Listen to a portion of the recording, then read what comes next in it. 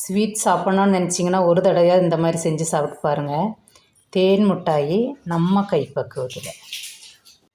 1 tumbler உளுந்து, 2 spoon பச்சரிசி, தண்ணி சேர்த்து நல்லா கழுகி 1 மணி நேரம் ஊறட்டும். நல்லா ஊறிடுச்சு. ஊறின அரிசி உளுந்து மிக்ஸி ஜாரில் போட்டு ஒரு 2 ஏலக்காய், கொஞ்சமாக தண்ணி சேர்த்து நல்லா நைஸாக அரைச்சி எடுத்துக்கணும். இந்த மாதிரி அரைச்சி எடுத்தால் போதும். ஒரு வெள்ளை துணி எடுத்துக்கோங்க. ஒரு சின்ன ஹோல்ஸாக போட்டுக்கணும். ஒரு பாத்திரத்தில் இந்த ஹோல்ஸ் போட்ட துணியை வச்சுக்கலாம். நம்ம அரைச்சி வச்சுருக்கிற உளுந்து மாவை அது கூட சேர்த்துக்கலாம்.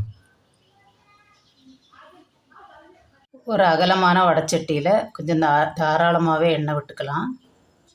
எண்ணெய் ஒரு 3/4 பக்குவத்துக்கு காஞ்ச போதும் நம்ம துணியில் வச்சுருக்கிற மாவை குட்டி குட்டியாக அதில் போட்டுக்கலாம். இந்த மாதிரி நல்லா வேக வச்சு எடுத்துக்கலாம்.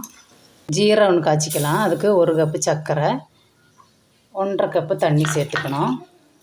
கொஞ்சமாக ஃபுட் கலரு. பாகு நல்லா கம்பி பக்குவத்துக்கு வந்துடுச்சு. செஞ்சு வச்சுருக்கிற பாகில் நம்ம இந்த உருண்டைகளை சேர்த்துக்கலாம். ஒரு 2 நிமிஷம் அப்படியே ஊறட்டும். மணக்க மணக்க ருசிக்க சூப்பரான தேன் மிட்டாய் ரெடி ஆயிடுச்சு. வீடியோ பிடிச்சா லைக் பண்ணிவிட்டு சப்ஸ்கிரைப் பண்ணிடுங்க. நன்றி.